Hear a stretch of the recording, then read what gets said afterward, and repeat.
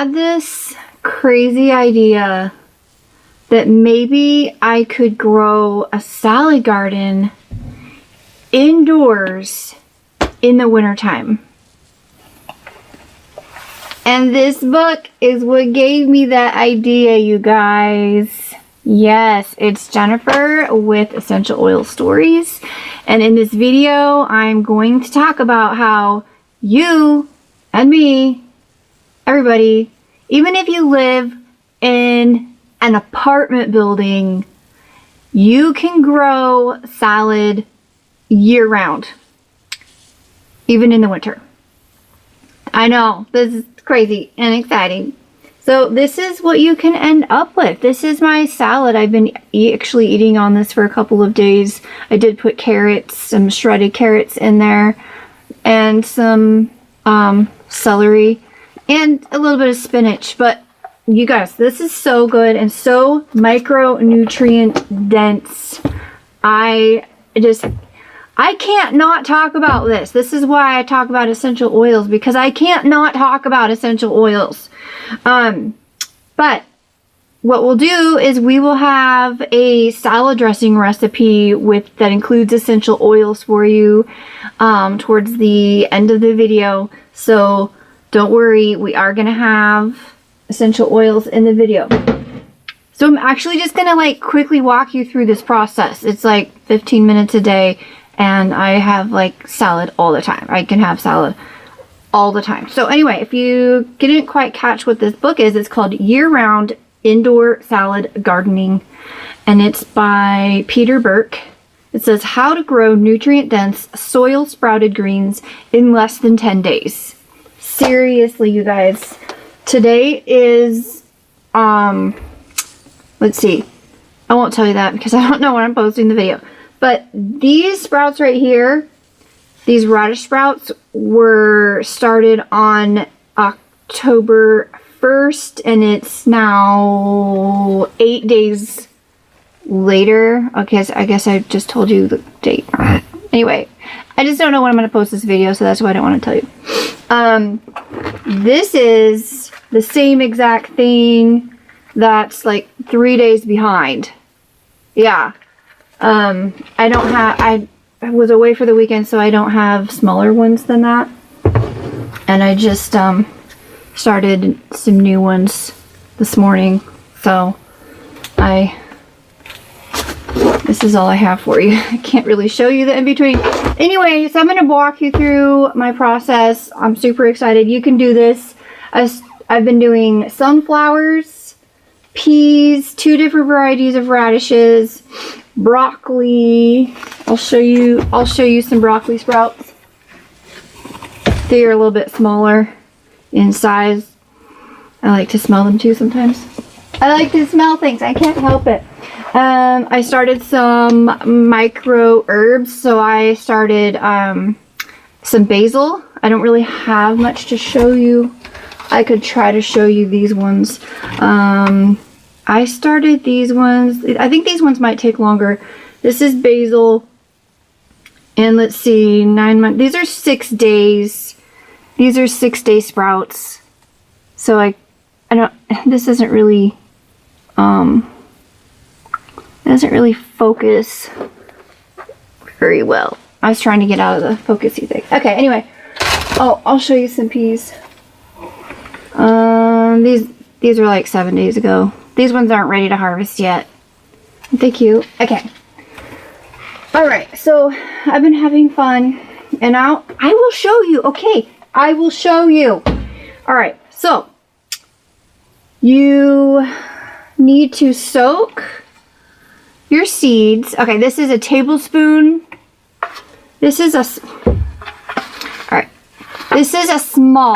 mini loaf pan. I label it and I put the date. And this is 1 tablespoon of seeds. So small seeds, you're only going to do a teaspoon of seeds per loaf pan. But the larger seeds are going to be 1 tablespoon per loaf pan. So the radish seeds, even though they are kind of small, they're considered large according to the book. So I do 1 tablespoon of the radish seeds. The broccoli seeds are smaller. I don't know if you could tell the difference. So these are the radish seeds. These are the broccoli seeds. Can you kind of tell the size difference in these? Anyway, so the broccoli seeds are quite a bit smaller. So you only use a teaspoon of those. The main idea is to spread them fairly evenly but compactly over this amount of soil. Okay, so you have to soak your seeds in no specific amount of water, just they need to, it's kind of like double the amount of seeds. So if you're soaking a tablespoon of seeds, then you need at least 2 tablespoons of water. I just pour it in and make sure it's extra because you're going to strain it anyway. So you need to soak them for at least 6 hours. So anywhere from 6 to 24 hours. So it gives you a lot of flexibility.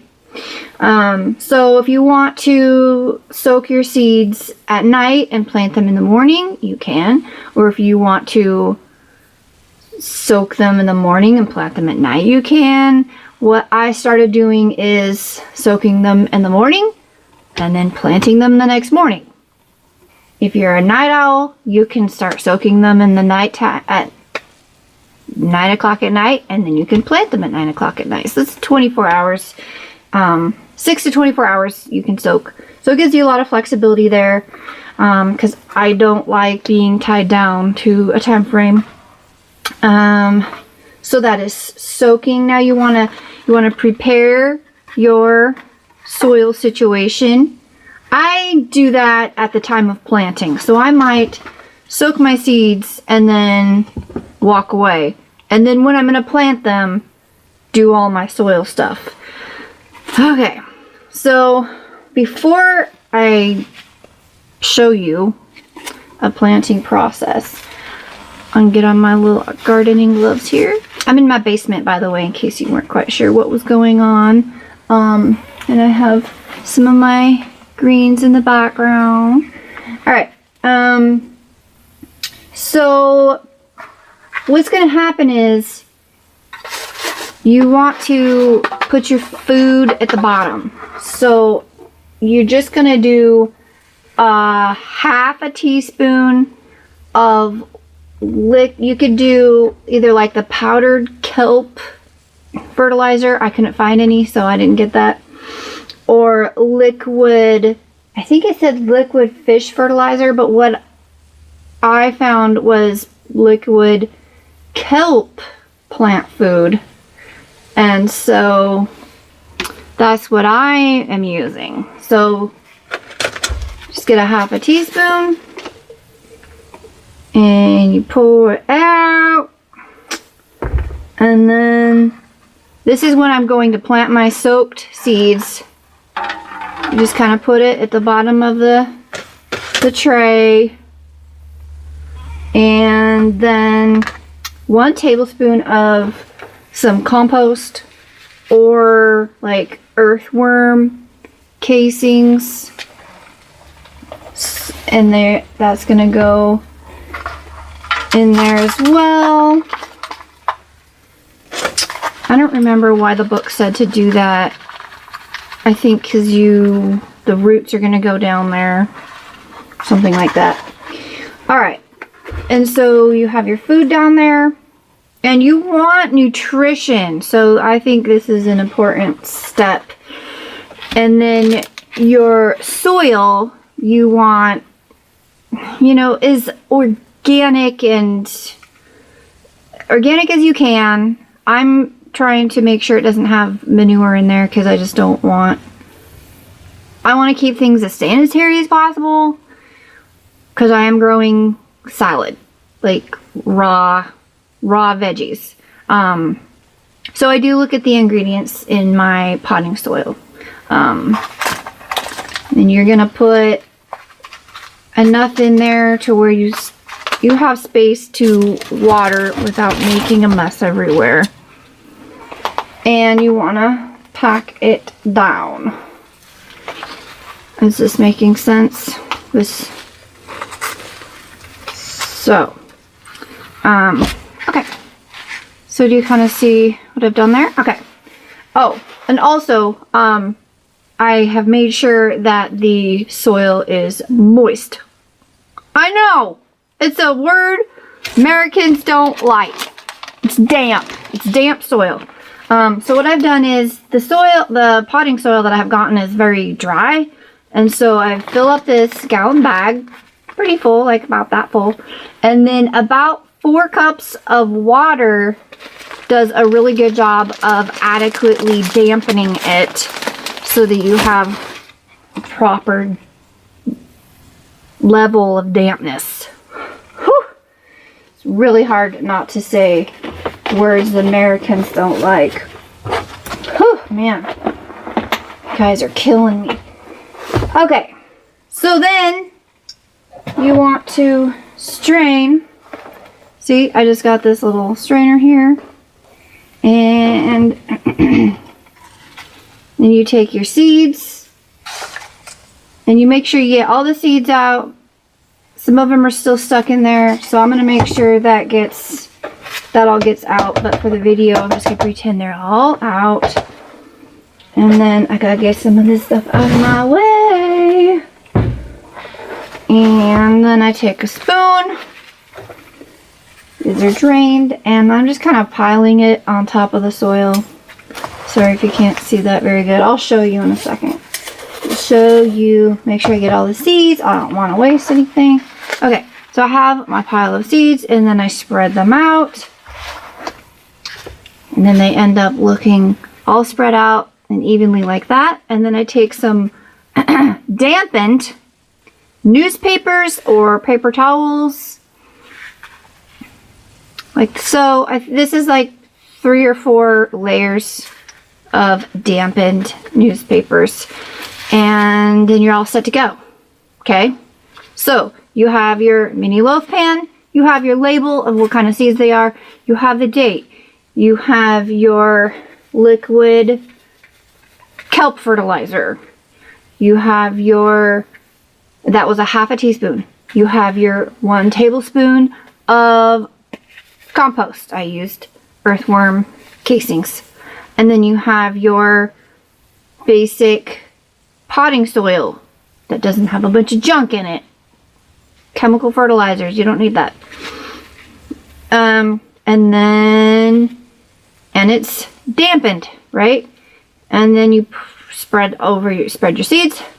You put newspaper. Here's the trick. Here is the trick that you guys are going to be like, blown away.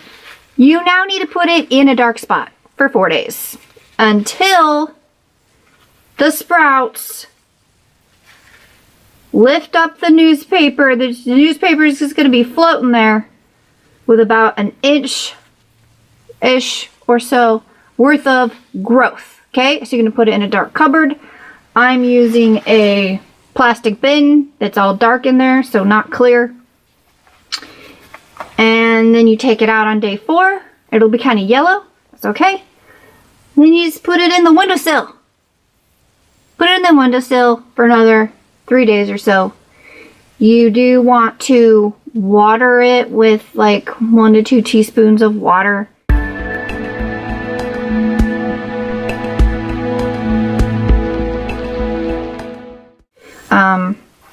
You know, just use your best judgment on how damp it is. You don't want to like overdo it. Like I have some sunflowers that didn't do good because they were too see, these ones are doing better than these ones, and these ones are doing better than these ones, and these ones were too damp. So you can kind of see how that's going. Yeah, these are sunflowers, by the way. I do think maybe it is time to water these though. Okay. So yeah, you're gonna let them sit on the windowsill. They will start greening up within like a couple of hours. It's really cool. But then, yeah, in 7 days or so, you can eat them. So then all you do to eat them is you take these off. Is you kind of give them a haircut and you trim it at the soil surface and then you wash them. Now these little holes or these little brown things, that's basically the coating of the seed, and they will fall on your windowsill, and that's fine, and they'll wash off and it's edible, but you can shake the holes off if you want. Okay, I don't know what else you guys want to know. I'm thinking that I'm going to do an online webinar, or maybe go live on YouTube. I'm not exactly sure how I will do it yet. Probably do it webinar style, so if you want to sign up for the webinar, comment below, and then that way we can interact, ask questions, and you know, go into more details, etc., etc. I started this, let's see, 10 days ago, and I feel like I'm almost an expert now. So it's pretty simple. Let's get to the salad dressing recipe because this video is turning out to be really long. Okay, here we go with the salad dressing. Okay, you guys, we are going to get to our salad dressing now. I hope you enjoyed learning how to grow your own salad greens. So now, before we get started, a word about quality. Remember, as I always say, I only use doTERRA brand essential oils. The essential oil of orange is labeled safe to use for a health supplement for internal use. So I don't recommend doing what I do with other brands of essential oils. Okay, so now moving on. We're starting with a 1/4 cup of orange juice, or the juice from 2 oranges. Okay, we have some rice vinegar, so we're gonna add that to the orange juice, and that is 2 tablespoons of a rice vinegar. We are going to add some toasted sesame oil, and that's 2 teaspoons of sesame oil. I will leave you a link for the recipe that I used. And all I did was I took somebody else's recipe and I added essential oils to it.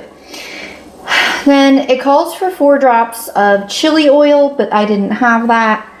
That wasn't going to stop me. I made the recipe anyway, and it was still super good.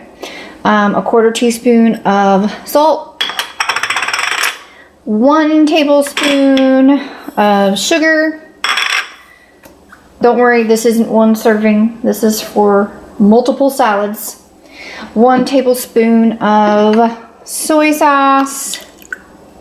It calls for 2 teaspoons of miso paste. I didn't have any, but that wasn't going to stop me. It said it's not essential, but if you have it, use it. And then 1 to 2 drops of wild orange essential oil. I say 1 to 2 drops because if I try to do just 1 drop, sometimes 2 drops comes out. And then you just whisk it or shake it in a salad dressing shaker, and you have Asian orange salad dressing. Super yum, super healthy. Last night we had beef and broccoli. I did a fun freezer crock pot recipe for that. And we had some white rice I made in my Instant Pot. That worked out perfect. I did fry up some wontons and had microgreens salad with this Asian orange salad dressing. Remember guys, it's not weird if it works.